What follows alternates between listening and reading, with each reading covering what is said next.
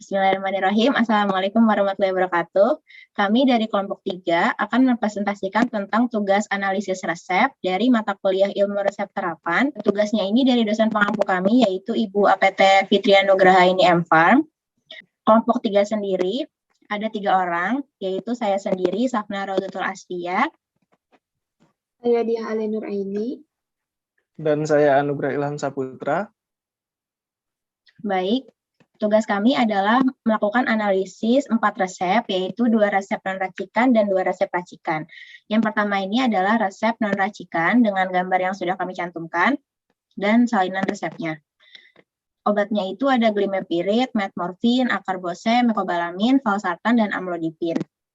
Yang pertama adalah kita melihat narasi resep bahasa Latin dan bahasa Indonesianya. Untuk bahasa Latinnya itu adalah resep glimepirid 30 tablet, metmorfin 90 tablet, akarbose 90 tablet, mecobalamin 60 tablet, valsartan 30 tablet, dan amlodipin 30 tablet dengan aturan pakai yang tertera di layar.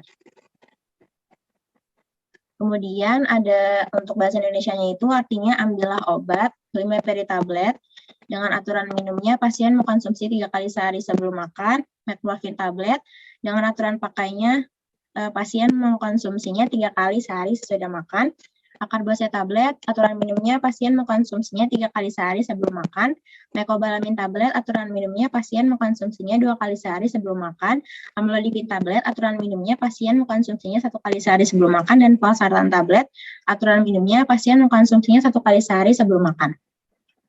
Yang kedua adalah screening resep, yaitu kajian administrasi dan kesesuaian farmasetika, serta ada farmasi klinis juga.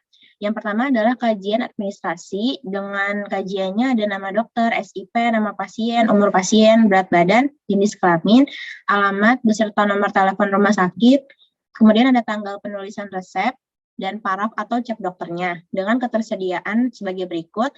Untuk yang kami checklist artinya tersedia di dalam resep, dan yang kami silang itu artinya tidak ada di dalam resepnya, dengan keterangan masing-masing sebagai berikut. Kemudian ada kajian resep farmasetikanya, ada bentuk dan kekuatan sediaan, jumlah obat, aturan pemakaian, stabilitas, dan kompatibilitas, dengan ketersediaannya sebagai berikut. Yang kami checklist ada dan yang kami silang artinya tidak ada di dalam resep, serta keterangannya sebagai berikut. Kemudian ini ada kajian farmasi klinisnya, ada ketetapan indikasi dan dosis obat, aturan cara dan lama penggunaan obat, duplikasi atau polifarmasi, alergi, kontraindikasi, serta interaksi obat dengan ketersediaannya sebagai berikut. Berikut ini informasi persyaratan klinis dengan indikasi, dosis, interaksi obat, kontraindikasi yang bisa dibaca di layar sendiri.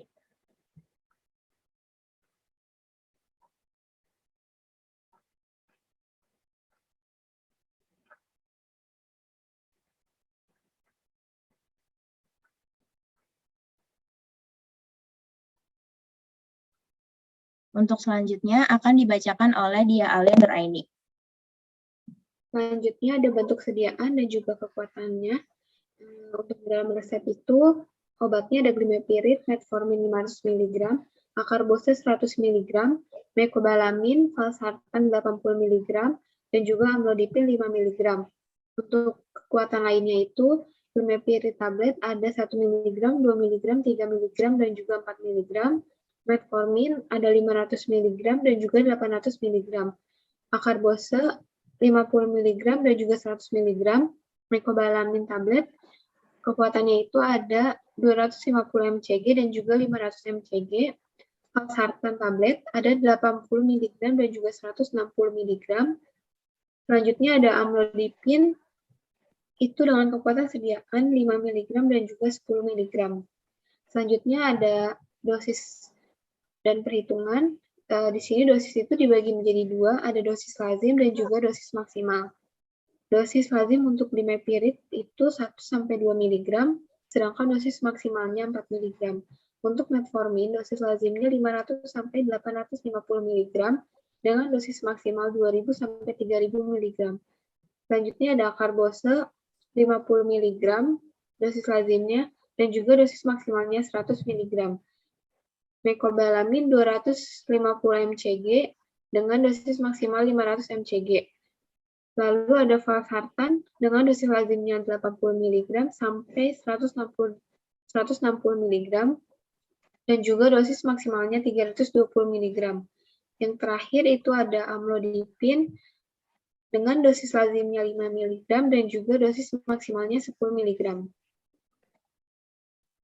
Selanjutnya akan dijelaskan oleh Anugrah Ilham Saputra. Selanjutnya, ada khasiat dan kegunaan. Untuk khasiat dan kegunaan glimapirid, yaitu untuk mengobati diabetes mellitus tipe 2, dan untuk metformin sendiri, untuk obat antidiabetes generik yang dapat mengontrol dan menurunkan kadar gula darah pada penderita diabetes tipe 2. Yang metformin juga termasuk ke dalam obat antidiabetes golongan biguanid. Yang terus untuk akarbose itu untuk pengobatan diabetes mellitus yang tidak dapat diatur hanya dengan diet atau diet dengan obat antidiabetik oral.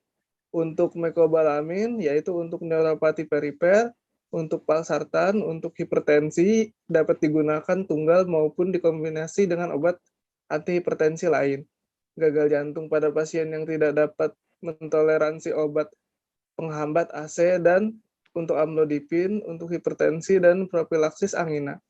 Untuk analisa harganya itu sendiri, glimapirid berkisar dari 3.300 sampai 34.800, untuk metformin 1.900 sampai 9.000 rupiah, untuk akarbose dari 8.100 sampai 39.000 rupiah, untuk mecobalamin dari 7.500 sampai 29.000 rupiah, untuk valsartan dari 17.800 sampai 84.000 rupiah, dan untuk amlodipin dari 3.000 sampai 20.000 rupiah.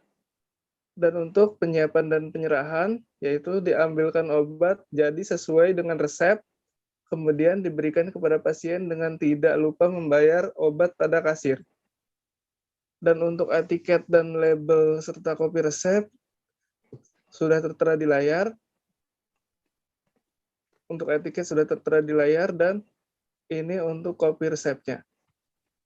Baik, untuk analisis resep dan racikan yang kedua, sesuai dengan gambar yang telah kami cantumkan, dan ini ada obatnya ada Kravit, Sanmol, Enabex, dan Pumpitor.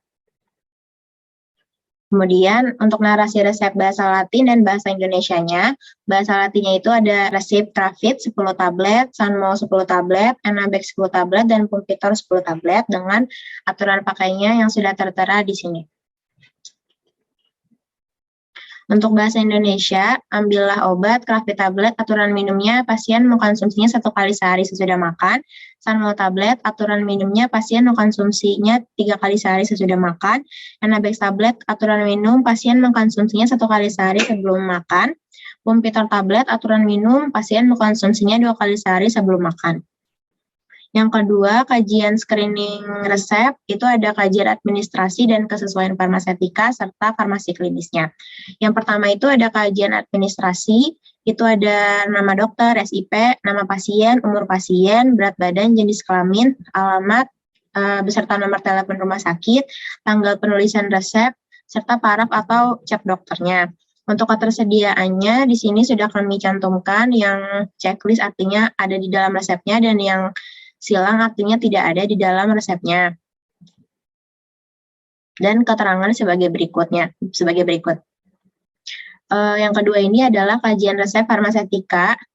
Ada bentuk dan kekuatan sediaannya, jumlah obat, aturan pemakaian, serta stabilitas dengan ketersediaannya sebagai berikut. Dan keterangannya sebagai berikut.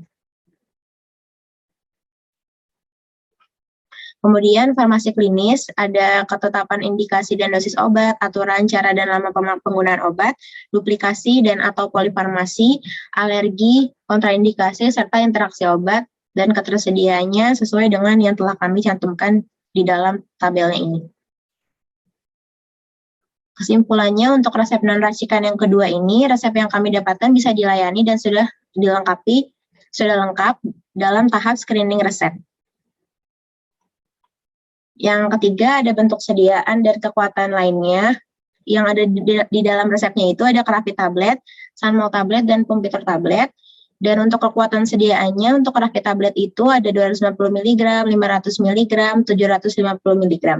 Untuk Sanmo tablet itu ada sediaannya hanya 500 mg saja, dan untuk Pumpitor tablet hanya ada sediaan 20 mg saja. Kemudian untuk dosis dan perhitungan, yang ada di dalam resepnya itu ada Kravit dengan kandungan levofloxacin, Sanmol dengan kandungan paracetamol, serta Pumpitor dengan kandungan omeprazol. Untuk levofloxacin, dosis lazimnya itu 250 sampai 500 mg dengan dosis maksimal 700 mg. Untuk paracetamol, dosis lazimnya 500 mg dan dosis maksimalnya itu 4000 mg. Dan kemudian untuk omeprazol, dosis lazimnya 20 mg dan dosis maksimalnya 40 mg. Kemudian khasiat dan kegunaannya, levofloxacin itu indikasinya untuk sinusitis maksilaris akut, eksaserbasi akut, bronkitis akut, dan pneumonia. Untuk paracetamol indikasinya untuk demam, nyeri ringan sampai sedang, nyeri sesudah operasi cabut gigi, dan pireksia. Kemudian untuk omeprazol itu indikasinya untuk tukak lambung dan tukak duodenum yang terkait dengan AINS, lesi lambung dan duodenum, regimen eradikasi Helicobacter pylori pada tukak peptik, kemudian reflux esofagitis, dan sindrom Zollinger-Ellison. Untuk analisa harganya, Kravit itu berkisar antara 462.000 sampai 685.000. Untuk Sanmol itu 1.700 sampai 3.100. Dan untuk omeprazol 4.800 sampai 10.600. Untuk penyiapan dan penyerahan, diambilkan obat jadi sesuai dengan resep, kemudian diberikan kepada pasien, dan tidak lupa membayarkan obat kepada kasir. Berikut ini adalah etiket dan kopi resepnya. Yang ini kopi resepnya sesuai dengan gambarnya. Kemudian ini adalah etiketnya.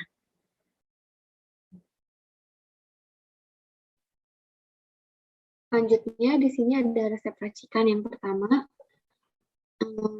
Di sini sudah tertera gambar resepnya dan juga ada salinan resepnya. Yang pertama itu ada narasi resep bahasa Latin dan juga bahasa Indonesia. Untuk bahasa Latinnya itu ada resipe salbutamol 0,2 mg dan juga cetirizine 0,5 mg.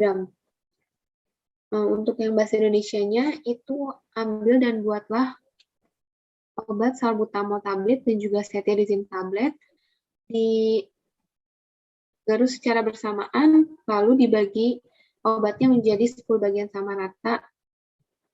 Lalu untuk aturan pakainya itu 2 kali sehari 1 bungkus puyer. Selanjutnya ada screening resep. Di sini terdiri dari kajian administrasi dan juga kesesuaian farmasetika.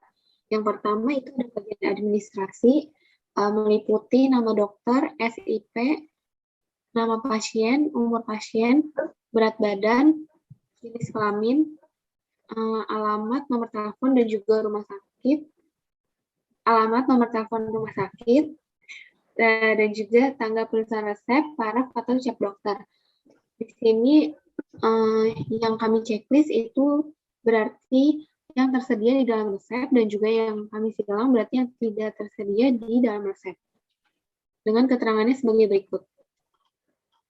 Lalu yang kedua itu ada farmasetika, meliputi bentuk dan kekuatan sediaan, jumlah obat, aturan pakai, stabilitas, dan juga kompatibilitas. Untuk yang tersedia, kami beri checklist, dan juga yang tidak tersedia, kami beri tanda silang.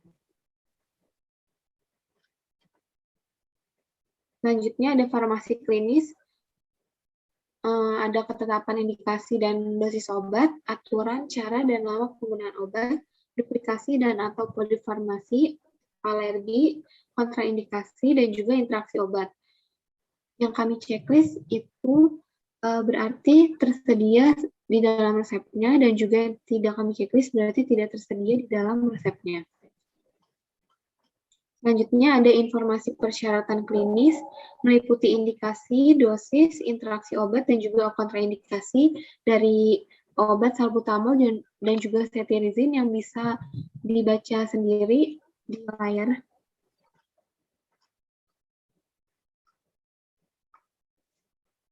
Lalu ada bentuk sediaan dan juga kekuatan lainnya. Jika di dalam resep itu salbutamol 0,2 mg dan juga cetirizine 0,5 mg. Ada juga kekuatan lainnya dari salbutamol yaitu 2 mg dan juga 4 mg, sedangkan cetirizine itu 10 mg. Selanjutnya ada dosis dan perhitungan. Di sini ada dosis lazim dan juga dosis maksimal. Untuk yang salbutamol, dosis lazimnya itu 0,1 sampai 0,15 mg per kilogram berat badan dengan dosis maksimal 8 mg. Selanjutnya ada cetirizine dengan dosis lazimnya 2,5 mg dan dosis maksimalnya 5 mg. Untuk perhitungannya, jadi salbutamol 0,2 mg dan juga cetirizine 0,5 mg sesuai dengan yang di resep, itu dikali dengan 10, 10-nya itu dari banyaknya jumlah obat yang diminta atau DTD nomor 10, itu berarti kita kali 10, lalu hasilnya 2 mg dan juga 5 mg, lalu dibagi sama kekuatan sediaan yang tersedia, yaitu 2 mg dan juga 10 mg. Lalu masing-masing dikali dengan 1 tablet, jadi hasilnya itu untuk salbutamol 1 tablet dan cetirizine 0,5 tablet. Lalu ada khasiat dan juga kegunaan dari salbutamol itu untuk mengobati atau mencegah bronkospasme pada pasien dengan asma, bronkitis, emfisema, dan penyakit paru-paru lainnya. Selanjutnya ada cetirizine, itu untuk mengobati gejala pilek atau alergi seperti bersin, gatal, mata berair, atau pilek, mengobati reaksi alergi, gatal dan bengkak yang disebabkan oleh urtikaria kronis, dan meminimalkan atau menghilangkan gejala rinitis alergi abadi, rinitis alergi musiman, dan juga urtikaria idiopatik kronis, asma alergi, urtikaria fisik, dan dermatitis atopik. Di sini ada analisa harganya, itu untuk salbutamol kisaran harganya Rp9.000 sampai dengan Rp13.780. Dan yang cetirizine itu kisaran harganya Rp4.000 sampai dengan Rp8.000. Penyiapan dan penyerahannya itu diambilkan obat yang sudah diracik sesuai dengan di resep, lalu diberikan kepada pasien dengan tidak lupa untuk membayarkan obat tersebut kepada kasir. Selanjutnya di sini ada etiket yang bisa dilihat sendiri dan juga ada kopi resep yang sudah tertera. Untuk selanjutnya, untuk analisis resep racikan yang kedua, ini ada Cloderma Oin 15 gram dan LCD 3%. Dan untuk narasi resep dalam bahasa Latinnya yaitu Recipe Cloderma Oin 15 gram dan LCD 3%, Misepak Ungwentum. Untuk bahasa Indonesianya yaitu ambillah obat Cloderma Oin 15 gram, LCD 3%, campur dan buat salep, oles tipis 2 kali sehari. Lalu untuk screening resep, kajian administrasi dan kesesuaian farmasetika, untuk kajian administrasi itu sendiri, untuk nama dokter itu ada yang Dr. Fitria Tahir, SPKK, untuk SIP itu tidak ada, untuk nama pasien itu ada, Tuan Agnes, untuk umur pasien itu dewasa karena tertera Tuan, untuk berat badan itu tidak ada, untuk jenis kelamin itu ada, yaitu laki-laki, untuk alamat dan nomor telepon rumah sakit ada, yaitu Jalan Utan Kayu nomor 105B, Jakarta Timur, dan untuk nomor teleponnya tertera di situ, dan untuk tanggal penulisan resep ada, tertera juga. Dan untuk selanjutnya, kajian farmasetika, yaitu untuk kajian resepnya, bentuk dan kekuatan sediaan itu tersedia, yang dimana Cloderma Oin itu dengan kekuatan 0,05% dan LCD 3% itu dengan 0,45%. aturan pemakaian juga ada, yaitu Cloderma-Awin dan LCD 3% yang telah digabungkan menjadi salep dipakai oleh tipis 2 kali sehari. Untuk stabilitas itu tidak ada, untuk kompatibilitas itu ada, tersedia. Dan untuk kajian farmasi klinisnya itu, ketetapan indikasi dan dosis obat tersedia, aturan cara dan lamanya penggunaan obat tersedia, duplikasi tidak tersedia, untuk alergi tidak tersedia, untuk kontraindikasi itu tersedia, keterangan tertera, dan untuk interaksi obat tersedia, keterangan tertera di layar. Untuk selanjutnya, ke informasi persyaratan klinis, Cloderma-Awin itu indikasinya untuk membantu mengobati peradangan pada kulit, pengobatan penyakit kulit yang resisten seperti psoriasis, eksim, lupus erythematosus, Linsen planus, serta bentuk inflamasi dan gatal-gatal dari dermatosis yang responsif terhadap kortikosteroid. Untuk dosisnya yaitu penggunaan harus sesuai dengan petunjuk dokter yang dioleskan 1-2 kali sehari, maksimum 2 gram sehari. Untuk interaksi obat itu tertera, dan untuk kontraindikasi, lesi kulit akibat bakteri, jamur atau virus, rosacea, dermatitis perioral, jerawat, dan psoriasis plak. Untuk LCD 3%, indikasi untuk mengatasi gatal-gatal, kulit bersisik, dan mengelupas karena kondisi seperti psoriasis atau dermatitis seboroik. Dan untuk dosisnya itu sendiri, dosis LCD, yaitu untuk dewasa yang sudah dioleskan ke area kulit yang terkena 2-3 kali sehari, dan untuk anak-anak usia 10 tahun ke atas yaitu penggunaan dan dosis harus ditentukan oleh dokter. Untuk interaksi obat sendiri tertera di atas di layar, dan untuk kontraindikasi tertera di layar. Untuk analisis harga itu sendiri, untuk Cloderma-Awin, untuk 5 gram Cloderma-Awin setara dengan kisaran harga Rp28.000. Dan untuk LCD itu sendiri Rp500.000. Untuk penyiapan dan penyerahan, yaitu ambil obat, jadikan sesuai dengan resep, masukkan LCD ke lumpang, lalu gerus, lalu masukkan Cloderma sedikit demi sedikit, gerus sampai homogen. Kemudian masukkan ke pot salep dan beri etiket dan serahkan pada pasien. Dan untuk kopi resepnya tertera di layar, ini untuk kopi resepnya, dan ini untuk etiket salep. Untuk etiket salep ini dikasih warna biru karena dia itu untuk obat luar. Oke, baik. Sekian presentasi analisa resep, baik itu resep racikan dan resep racikan dari kelompok 3.